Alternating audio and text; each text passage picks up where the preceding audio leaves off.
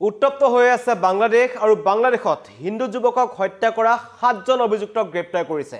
কালি সমগ্ৰ বিশ্বই সেই দৃশ্য দেখাৰ পাছত বাংলাদেশৰ পৰিস্থিতিক লৈ উদ্বিগ্ন হৈ পৰিছিল।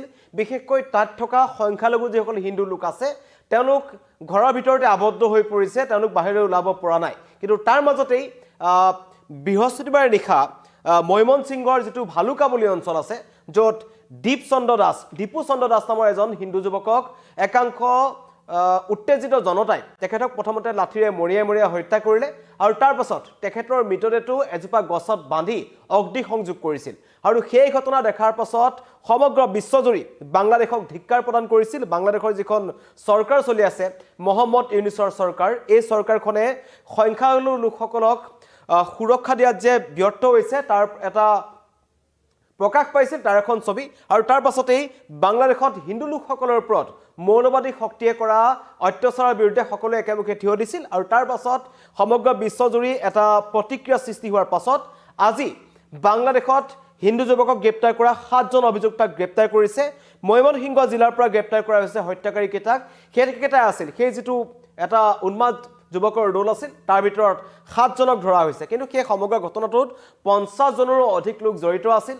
তাত একাংশই সহযোগ কৰিছিল, কোনোবাই তাত তেল ঢালিছিল, কোনোবাই সেই যুৱকজনক লাঠিৰে মৰিয়াইছিল। কেৱল হিন্দু হোৱাৰ বাবেই সেই যুৱকজনক হত্যা কৰা হ'ল। আৰু পাছৰ পৰ্যায়ত তেওঁলোকে অভিযোগ উত্থাপন কৰিছিল যে দীপু চন্দ্ৰ দাসে হজৰত মহম্মদ আৰু মুছলমান লোকসকলক অপমান কৰিছিল, তেওঁৰ বিৰুদ্ধে সেই অভিযোগ আছিল। আৰু সেই অভিযোগৰ ভিত্তিতেই সেই যুৱকজনৰ ঘৰৰ পৰা চুচৰাই অনা হ'ল আৰু তাক দীপু চন্দ্ৰ দাসক ৰাজপথত লাঠিৰে প্ৰহাৰ কৰা হ'ল। আৰু উপৰ্যুপৰি প্ৰহাৰত যেতিয়া দীপু চন্দ্ৰ দাসৰ মৃত্যু হ'ল তেওঁক এজোপা গছত বান্ধি তেওঁক জ্বলাই দিয়া হৈছিল। এই ঘটনাক লৈ বিশ্বজুৰি গৰিহণা দিছে সমগ্ৰ বাংলাদেশক। কাৰণ বাংলাদেশৰ বৰ্তমানৰ পৰিস্থিতি আমি দেখি আছোঁ।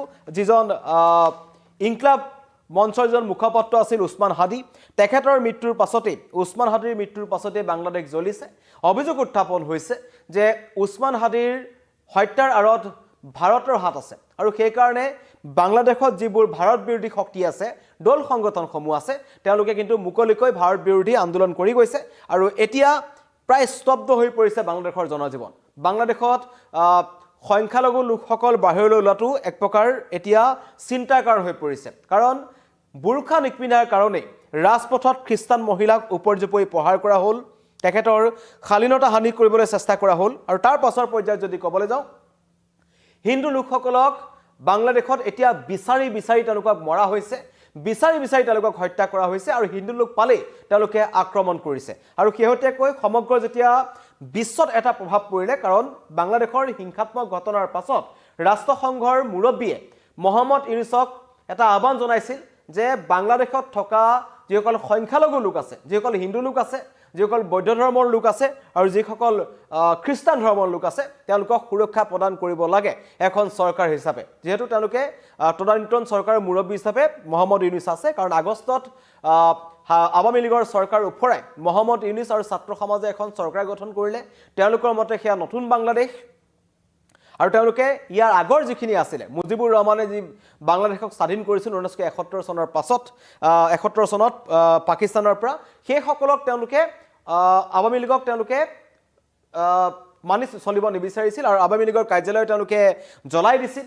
মুজিবুৰ ৰহমানৰ প্ৰতিমূৰ্তি ভাঙিলে, তেওঁলোকৰ যিমান যি বস্তু আছিলে সকলো এফালৰ পৰা শেষ কৰি পেলোৱা হ'ল।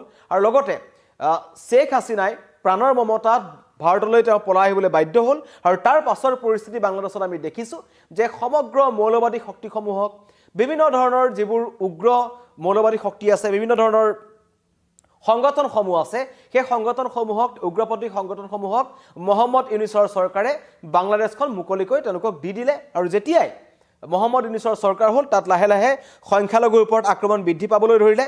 আৰু ইস্কন মন্দিৰসমূহ ধ্বংস কৰা হ'ল, ইস্কনৰ যিবোৰ পূজাৰী আছিল তেওঁলোকক জেললৈ প্ৰেৰণ কৰা হ'ল। আৰু তাৰ পাছৰ পৰ্যায়ত বাংলাদেশত বহু এনেকুৱা নঘটিবলগীয়া ঘটনা ঘটিল।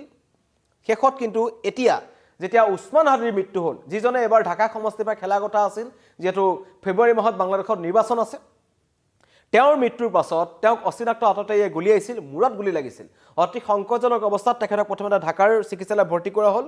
আৰু ঢাকাৰ পিছত তেখেতক ছিংগাপুৰলৈ লৈ যোৱা হৈছিল। কিন্তু ছিংগাপুৰত তেখেতৰ মৃত্যু হোৱাৰ পাছত এতিয়া বাংলাদেশ অশান্ত হৈ পৰিছে আৰু আটাইতকৈ চিন্তাৰ কথা যে হিন্দু লোকসকলক তাত বাছি বাছি মৰা হৈছে আৰু এই ময়মনসিংহ জিলাৰ যিখন ভালুকাবলী অঞ্চল আছে হিন্দু হোৱা বাবে দীপু চন্দ্ৰ দাসক হত্যা কৰা হৈছিল এই দীপু চন্দ্ৰ দাসক হত্যা কৰা 7টা অভিযুক্তক ধৰা হৈছে এই 7টা অভিযুক্তক লৈ এতিয়া খুধা পোছা কৰি থকা হৈছে আৰু তেওঁলোকৰ যিটো ভিডিঅ' আছিল যিটো গাৰ্নুম হিয়ৰি উঠা এটা ভিডিঅ' য'ত এজন যুৱকক লাঠিৰে ৰাস্তাত মৰিয়াই প্ৰথমতে হত্যা কৰা হ'ল আৰু তেওঁ এটাই দুখ আছিল তেওঁ হিন্দু আছে বাংলাদেশৰ একাংশ মৌলবাদীৰ দপদপনি তাত দেখিবলৈ পোৱা গৈছে ভাৰত বিৰোধী যিবোৰ দল সংগঠন আছে কাৰণ মহম্মদ ইউনুছৰ চৰকাৰৰ দিনত বাংলাদেশত ভাৰত বিৰোধী স্থিতি অধিক সক্ৰিয় হৈ পৰিছে তাত পাকিস্তানৰ হাত আছে পাকিস্তানে বাংলাদেশক সহায় কৰি আছে এনেকুৱা ধৰণৰ অভিযোগ উত্থাপন হৈছে আৰু এই ভাৰতক অশান্ত কৰি ৰাখিবৰ কাৰণে বিশেষকৈ উত্তৰ পূৰ্বাঞ্চলখনৰ ওপৰত চকু মহম্মদ ইউনুছৰ চৰকাৰৰ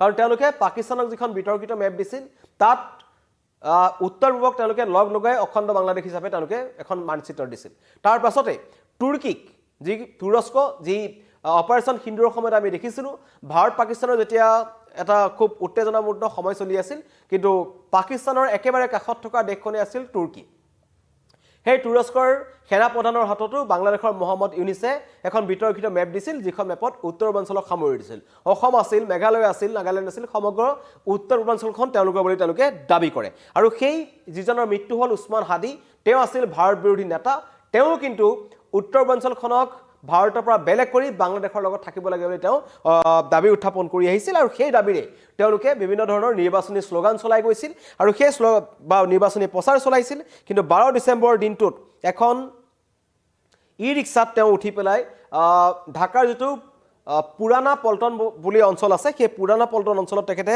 অভিযান চলাবলৈ যোৱাৰ সময়তে গুলিত তেখেতৰ মৃত্যু হ'ল আৰু তাৰ পিছত বাংলাদেশ জ্বলিছে ইমানেই বেয়াকৈ জ্বলিছে যে এতিয়া বাংলাদেশ শান্ত হোৱা নাই আৰু সংবাদ মাধ্যমৰ প্ৰতিষ্ঠানত তেওঁলোকে এটা আক্ৰমণ কৰিছে লগতে বিভিন্ন ধৰণৰ ভাৰত বিৰোধী যিবোৰ স্থান আছে বিশেষকৈ ভাৰতৰ দূতাবাসত তেওঁলোকে আক্ৰমণ কৰিলে ভিসা যিবোৰ আবেদন কেন্দ্ৰ আছে তাত তেওঁলোকে আক্ৰমণ কৰিছে হিন্দু লোকসকলক আক্ৰমণ কৰিছে আৰু এয়া হৈছে বাংলাদেশৰ বৰ্তমানৰ পৰিস্থিতি বিভিন্নজনে মন্তব্য কৰিছে উগ্ৰপন্থীক এটাক ফাঁচি দিব লাগে হাত নহয় তাত থকা সকলোকে ধৰিব লাগে এনেকুৱা ধৰণৰ মন্তব্য কৰিছে কিন্তু এই কিজনক যে ধৰিছে আসলতে বাংলাদেশ চৰকাৰে হেতু কিন্তু সম্পূৰ্ণ এটা হেঁচাৰ কাৰণে সমগ্ৰ বিশ্বজুৰি বাংলাদেশক সকলোৱে ধিক্কাৰ দিছিল ককৰ্থনা দিছিল যে এখন গণতান্ত্ৰিক দেশত এখন বিশেষ সম্প্ৰদায়ৰ লোকসকলক কাৰণ অতিকৈ সংখ্যালঘু হিন্দু লোকসকল বাংলাদেশত সংখ্যালঘু তেওঁলোকৰ সংখ্যা কম তেওঁলোকৰ জনসংখ্যা কম আছে সেইসকলক টাৰ্গেট কৰা হ'ল আৰু এইটো এতিয়া ঘটনা নহয় এইটো আগষ্ট মাহৰ পৰাই চলি আছে তাৰ আগৰ পৰাই চলি আছিল কিন্তু শেখ হাসিনা যেটা চৰকাৰ আছিল আৱামী লীগ আছিল তেওঁলোকৰ সময়ত নিৰাপত্তা আছিল হিন্দু লোকসকলৰ তেওঁলোকে শান্তি সম্প্ৰীতিৰে জীয়াই আছিল মাজে মাজে 2-4টা বিক্ষিপ্ত ঘটনা সংঘটিত হৈছিল কিন্তু এইখন চৰকাৰ অহাৰ পাছত মহম্মদ ইউনুছৰ চৰকাৰ অহাৰ পাছত কিন্তু মানৱতাৰ বৈধমিত পৰিণত হৈছে বাংলাদেশ আৰু যিকোনো মুহূৰ্ততেই যিকোনো ঘটনা সংঘটিত হৈছে ৰাজপথত খ্ৰীষ্টান মহিলাক তাত উলংঘ কৰা হৈছে কাৰণ তেওঁ বুৰখা পিন্ধা নাছিল তেওঁক প্ৰহাৰ কৰা হ'ল দ্বিতীয়তে হিন্দু যুৱকক ৰাস্তাত মৰিয়াই হত্যা কৰা হ'ল আৰু মৃতদেহটো জ্বলাই দিয়া হৈছে গছত বান্ধি এক ভয়ংকৰ ঘটনা আৰু সেই ঘটনাৰ লগত জড়িত থকা 7টা অভিযুক্তক ধৰা হৈছে ইতিমধ্যে আপডেট আহিছে আৰু অধিক তথ্য ওলাব বাংলাদেশৰ ফালৰ পৰা কোৱা হৈছে মহম্মদ ইউনুছে কৈছে যে সকলো শান্ত হৈ থাকক পৰিস্থিতি শান্ত হ'ব লাগে কাৰণ আজি উছমান হাদিৰ অন্ত্যেষ্টিক্ৰিয়া সম্পন্ন হ'ব 2টা বজাৰ লগে লগে তাৰ পাছৰ পৰ্যায়ত কিন্তু বাংলাদেশ অধিক উত্তপ্ত হোৱাৰ আশংকা আছে আৰু সেই পৰিস্থিতি বাংলাদেশৰ প্ৰতিটো মুহূৰ্তৰ আপডেট আমি আপোনালোকক জনাই আছো নিউজ 18 অসম নৰ্থ ইষ্টৰ বাতৰিটো জনাই আছো ডিজিটেল পেজত জনাই আছো সকলোতে জনাই আছো কিন্তু হিন্দুসকলে এটা ভয়ংকৰ পৰিস্থিতিৰ মাজত বাংলাদেশত থাকিব লগা হৈছে আৰু তেওঁলোকৰ ওপৰত যিকোনো মুহূৰ্তত আক্ৰমণৰ আশংকাই দেখা দিছে ধন্যবাদ